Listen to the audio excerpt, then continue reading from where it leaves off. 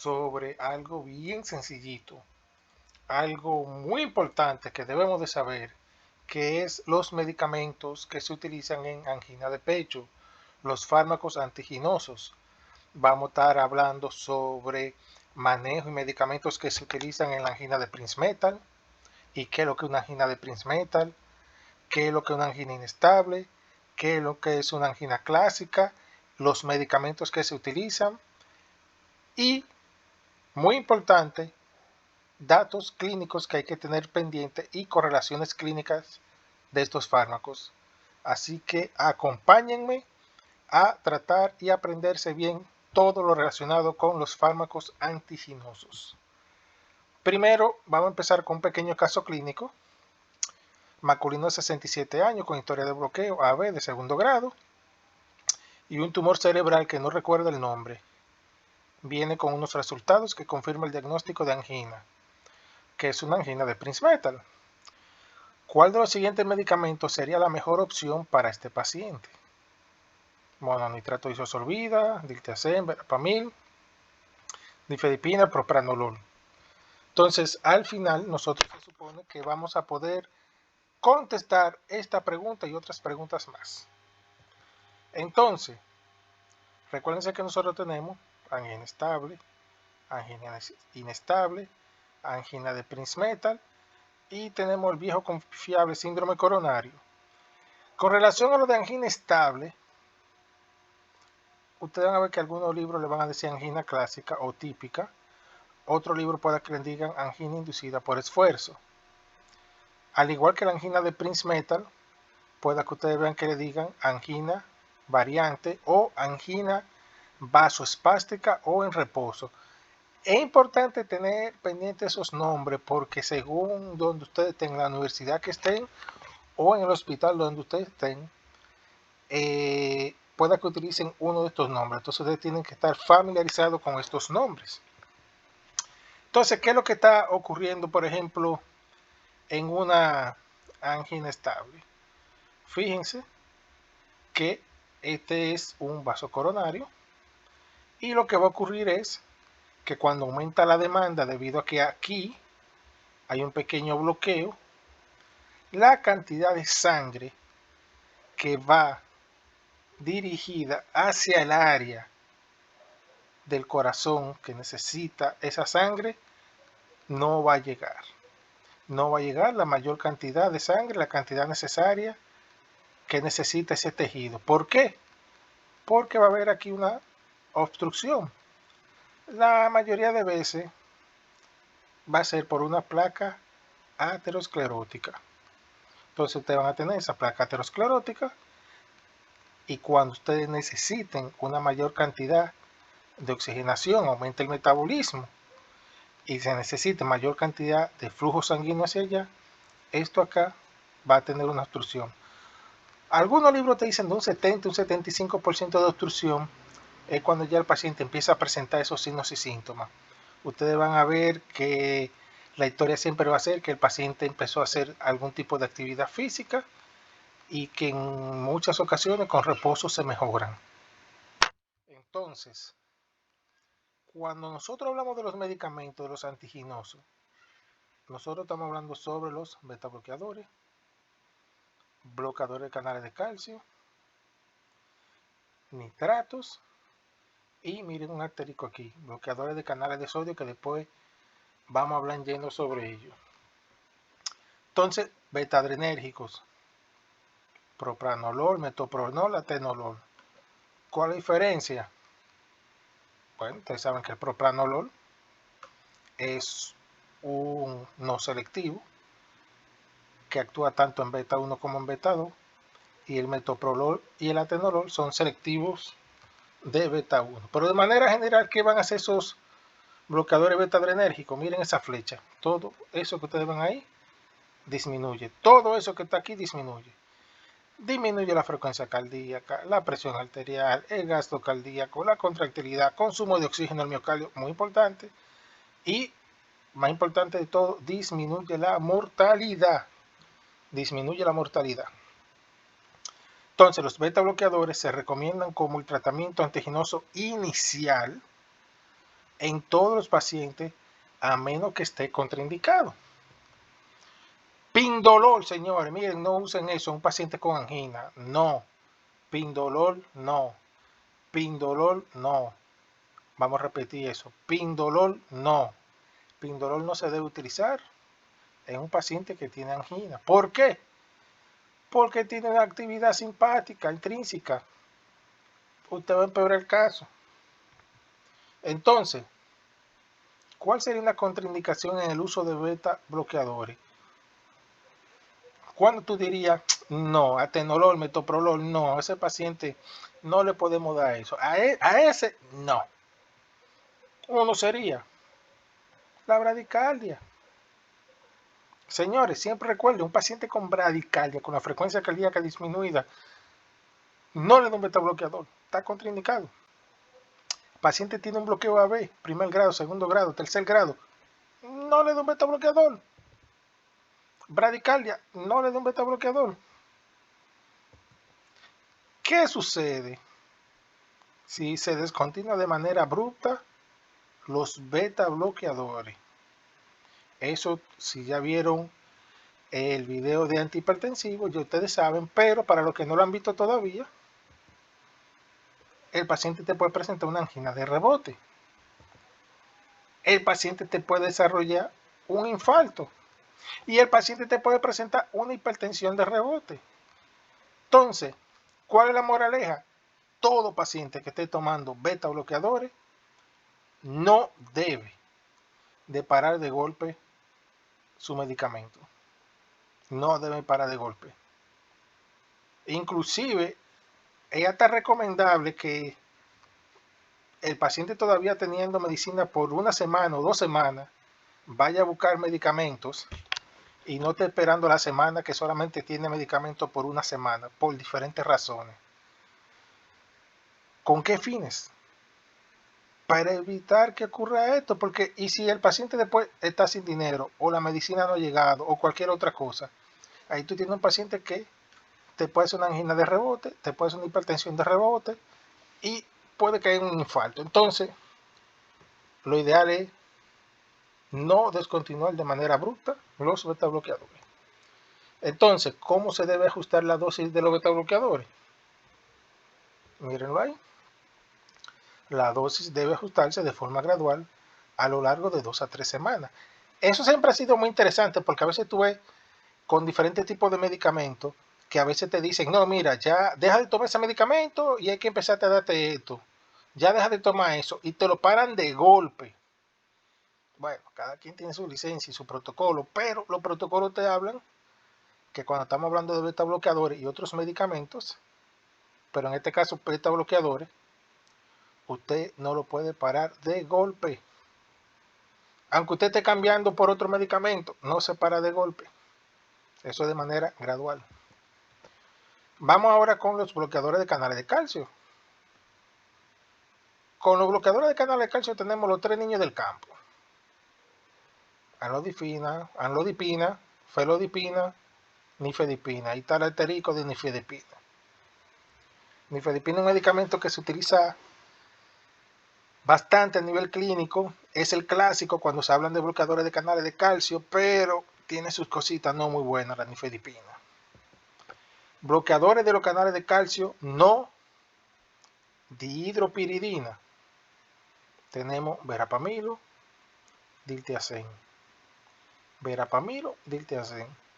¿Qué características tienen estos personajes? Que ambos tienen una buena actividad,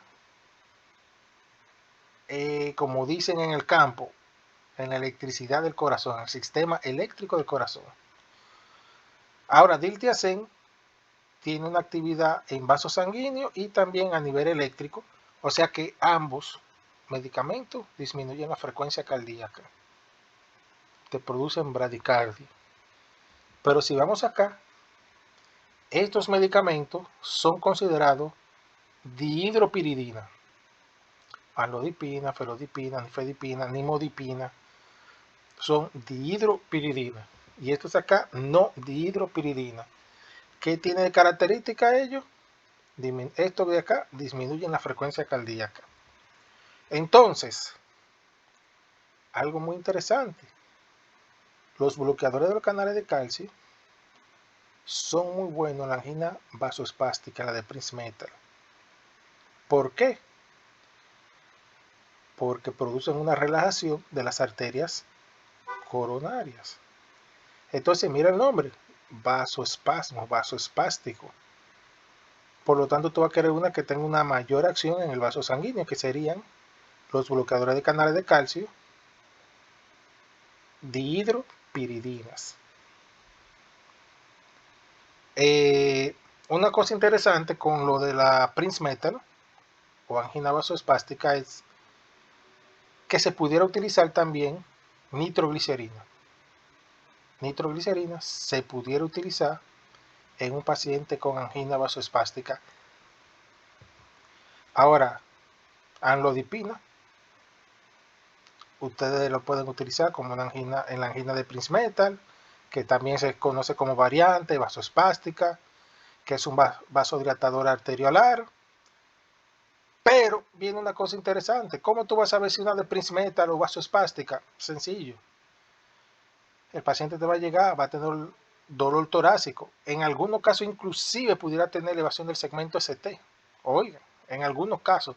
Pero no te presenta enzimas cardíacas positivas. Llámese troponina, CKMB, no la tiene positiva. Pero, algo interesante. Cuando usted trata de observar las arterias coronarias, están limpiecitas. No hay nada ocluyendo. Tú, pero ven acá, pero ¿cómo que no hay nada ocluyendo? En esos casos se hacen ciertas pruebas, se administran ciertos medicamentos para ver si hace un espasmo. Y la mayoría de veces, ahí mismito al frente, el paciente te hace una angina de Prince Metal. Y ahí se confirma el diagnóstico. Cuando se utiliza la nifedipina, se utiliza una formulación oral de liberación extendida. Miren, la formulación de nifedipina de acción rápida, ya eso casi no se usa, señores. La nifedipina en el mismo, esto es historia de la medicina. En el 1995 la FDA dijo que el uso de la nifedipina sublingual no se utilizaba. O sea, voten eso, no utilicen eso, es historia de la medicina. Se lo estoy diciendo si por algún momento eso no se hace, eso no. Entonces, ¿qué ustedes van a ver con la nifedipina? Y esos pacientes con angina, se podría utilizar una formulación oral de liberación extendida. Entonces, aquí está el por qué.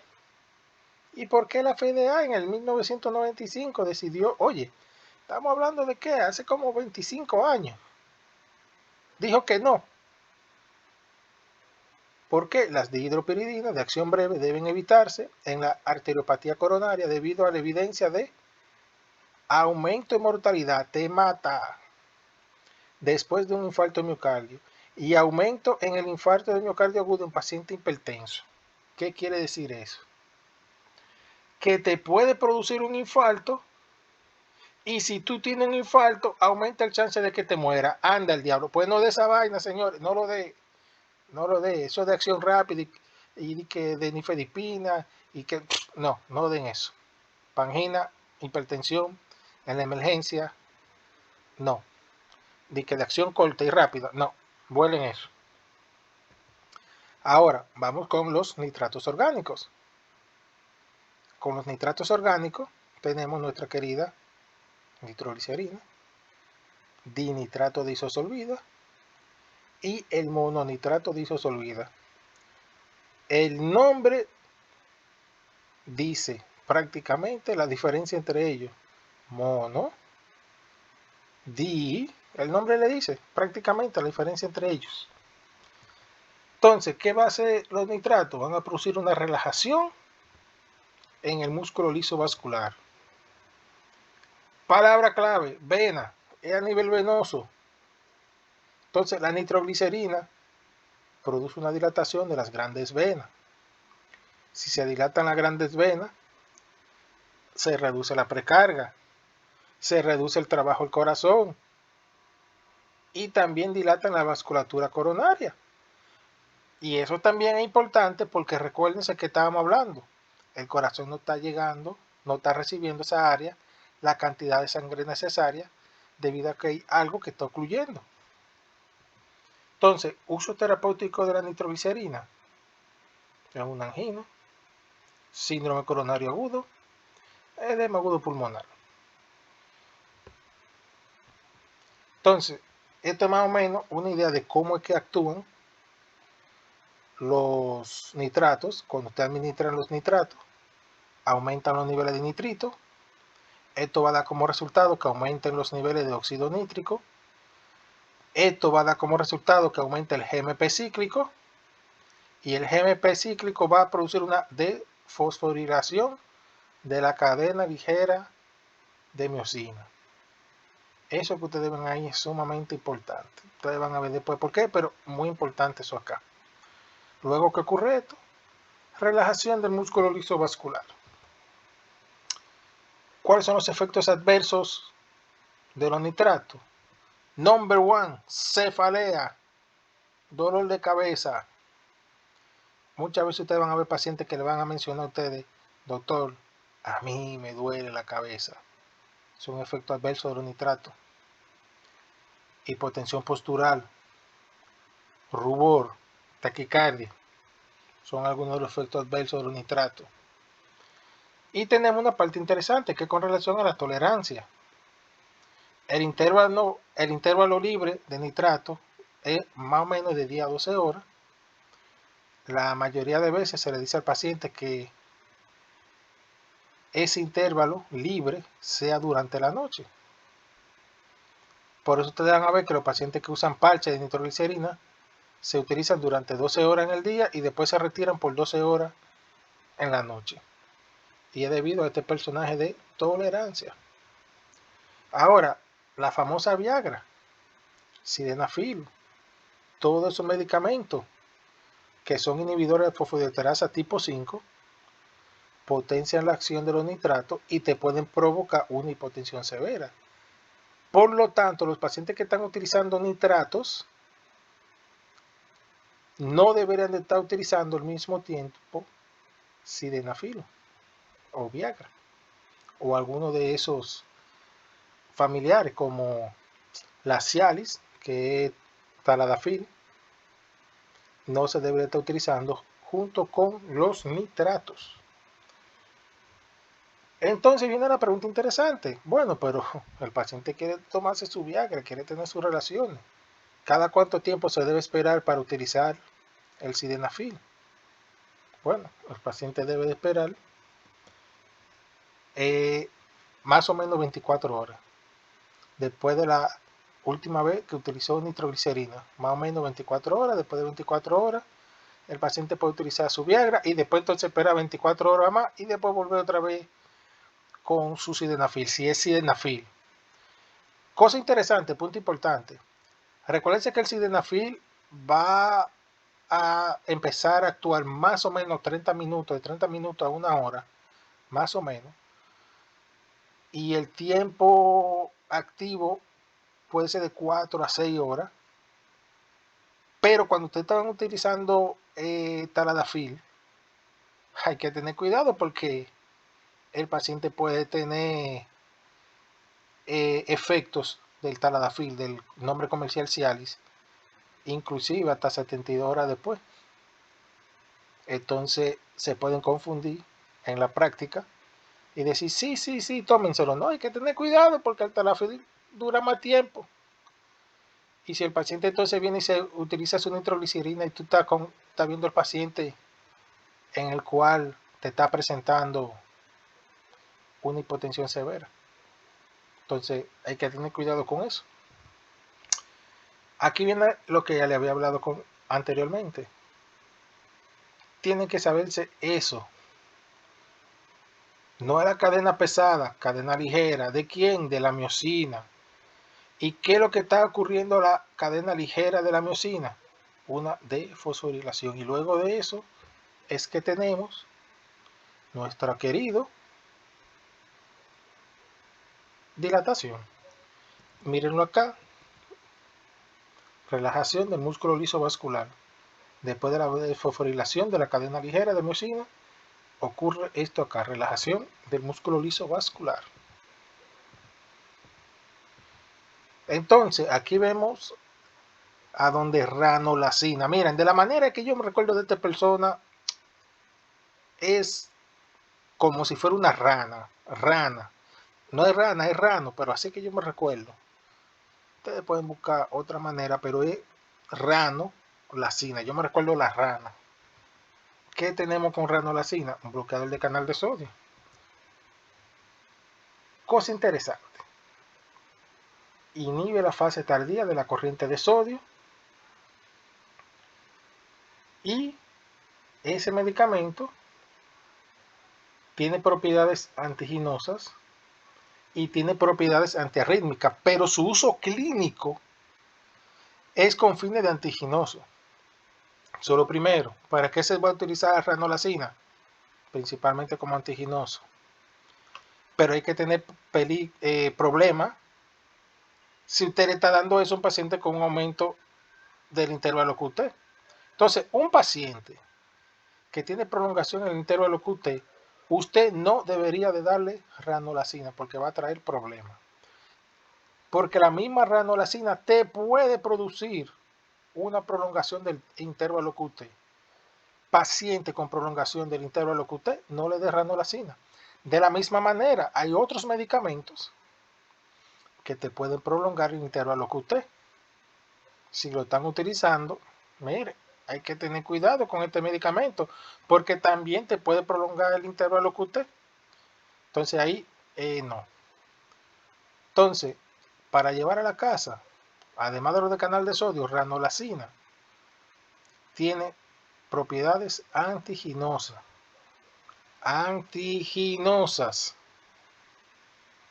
Pero ¿cuándo ustedes van a utilizar eso? ¿En qué paciente con trastorno de angina? Es el paciente que usted le ha dado todo tipo de medicamentos, lo ha llevado al tope, le ha hecho varias combinaciones y ha fracasado. El paciente todavía está sintomático. Entonces, en ese caso, como prácticamente en la mayoría de veces, como último recurso, ustedes van a ver que le van a estar dando la rana. Pero en este caso, recuérdense que es ranolacina. Angina refractaria a otras terapias. ¿Cuáles serían sus efectos adversos? Constipación, mareo, cefalea y lo que estábamos hablando de prolongación del intervalo QT. Entonces aquí volvemos de nuevo al caso clínico original. Masculino de 67 años, con historia de bloqueo AB de segundo grado y un tumor cerebral que no recuerda el nombre. Viene con unos resultados que confirman el diagnóstico de angina de Prince Metal. ¿Cuál de los siguientes medicamentos sería la mejor opción para este paciente? Entonces, vamos a empezar por lo básico. El paciente tiene un bloqueo AB de segundo grado, tiene bradicardia. Si tiene bradicardia, propranolol está contraindicado, así que propranolol no es. Si tiene un bloqueo AB de segundo grado que tiene bradicardia, verapamil no se le puede dar porque está contraindicado. Y diltiazem, que de la misma familia, tampoco se le puede dar. Solamente por este personaje de aquí vamos descartando. Hay diferentes maneras de descartar, pero es una manera de ir descartando respuestas. Ahora nosotros nos quedamos con dos medicamentos que sí se pueden utilizar en pacientes con angina: nifedipina, mononitrato isosolvide. Entonces, siempre, cuando ustedes se encuentren con un caso así, siempre recuerden que debe de haber algo en la pregunta que te diga cuál es la que usted tiene que elegir. Debe de haber algo en la pregunta que te tiene que decir cuál es la que tú tienes que elegir. Fíjense que el paciente tiene un tumor cerebral. Un tumor cerebral. Entonces, si tiene un tumor cerebral, mononitrato isosolvide no se debería estar dando, está contraindicado.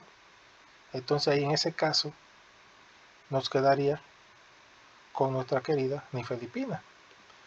Pero no se va a utilizar una de acción corta. No, no, no, no, no. Acción corta no, de rápida no. Pero se utilizaría nifedipina. Entonces, recuerden, denle like, suscríbanse, compartan el video y pónganse a estudiar que ustedes pueden. Son unos duros, unos monstruos.